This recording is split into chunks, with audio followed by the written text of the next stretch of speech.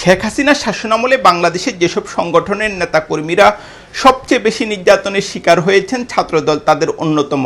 দলটির শত শত নেতাকর্মী গুম খুনের শিকার হয়েছেন, লাখ লাখ নেতাকর্মীর বিরুদ্ধে মামলা হয়েছে এবং তারা নির্যাতনের শিকার হয়েছেন।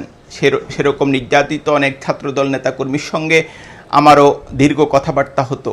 সে নির্যাতিত একটি ছাত্র সংগঠন, এবং এটাও আপনাদের স্বীকার করতে হবে যে শেখ হাসিনার শাসনামলে ছাত্রদল পরিপূর্ণ স্বাধীনভাবে রাজনীতি করতে পারেনি, বিশেষ করে ঢাকা বিশ্ববিদ্যালয় ক্যাম্পাসে এবং অন্য সব বিশ্ববিদ্যালয় ক্যাম্পাসেও। কারণ আমরা যেটা দেখি যে ক্যাম্পাসগুলিতে ছাত্রলীগের একচ্ছত্র দখলবাজি কায়েম হয় এবং ছাত্রদলের পক্ষে আসলে ক্যাম্পাসে স্বাধীনভাবে সুচারুভাবে রাজনীতি করা সম্ভব হয়নি। কিন্তু 5ই আগস্টের পর দৃশ্যপটে পরিবর্তন আসে এবং ছাত্রদল তার কার্যক্রম খুব ভালোভাবে শুরু করে। কিন্তু এখানে আমি একটা বড় পরিবর্তন দেখি।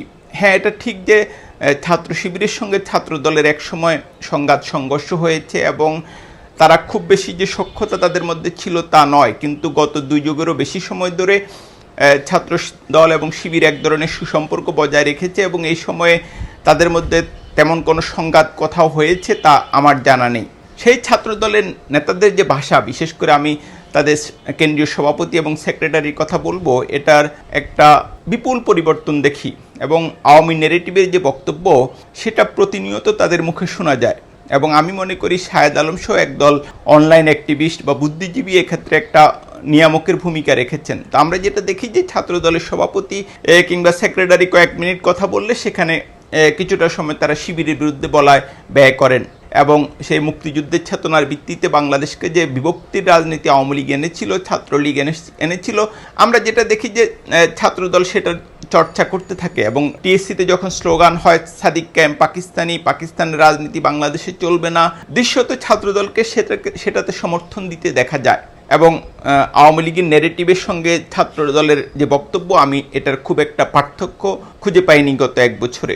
এবং গতকাল ডাকসু নির্বাচনের দিন খুব মর্মান্তিকভাবে জুলাই অভ্যুত্থানে গুরুত্বপূর্ণ ভূমিকা রাখা ঢাকা বিশ্ববিদ্যালয়ের একজন শিক্ষককে ছাত্রদলের একজন শীর্ষ নেতা রাজাকার ট্যাগ দিয়েছেন। সুতরাং আমরা যেটা দেখি যে ছাত্রলীগের যে বিভক্তির রাজনীতি, ট্যাগিংয়ের রাজনীতি, সেটা ছাত্রদল আয়ত্ত করে নেয়। এবং ডাকসু নির্বাচনে প্রার্থী দেওয়ার ক্ষেত্রে অবশ্যই ছাত্রদল মুন্সিয়ানার পরিচয় দিয়েছে, যে কোনো কারণেই হোক তারা তরুণ নেতৃত্ব সেখানে বেছে নিয়েছে। এবং আমি যেটা মনে করি ছাত্রদল যে নির্বাচনে খুব বেশি খারাপ করেছে সেটাও নয়, কিন্তু এটা নিশ্চিত করেই বলা যায় যে ছাত্রদলের যে বিভক্তির রাজনীতি, যে ট্যাগিংয়ের রাজনীতি, সেটা ঢাকা বিশ্ববিদ্যালয়ের শিক্ষার্থীরা প্রত্যাখ্যান করেছে এবং বাংলাদেশের নিশ্চিতভাবেই সবচেয়ে মেধাবী শিক্ষার্থীদের একটি অংশ ঢাকা বিশ্ববিদ্যালয়ে পড়াশোনা করে এবং এখানে 30,000-এর বেশি ভোটার তাদের যে রায় দিয়েছে সেখানে তারা, আমি যেটা বলবো, বিভক্তি এবং ট্যাগিংয়ের রাজনীতি প্রত্যাখ্যান করেছে।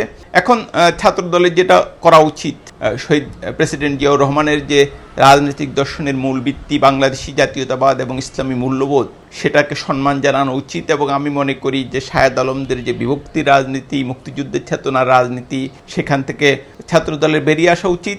হ্যাঁ, নিশ্চিতভাবেই মুক্তিযুদ্ধ বাংলাদেশের ইতিহাসের সবচেয়ে বড় ঘটনা এবং মুক্তিযুদ্ধ আমাদের হৃদয়ে, কিন্তু সেটার চেতনা বাণিজ্য যে ইন্ডাস্ট্রি, সেটা যে বাংলাদেশে চলবে না, আর সেটা ছাত্রদলকে বোঝা উচিত।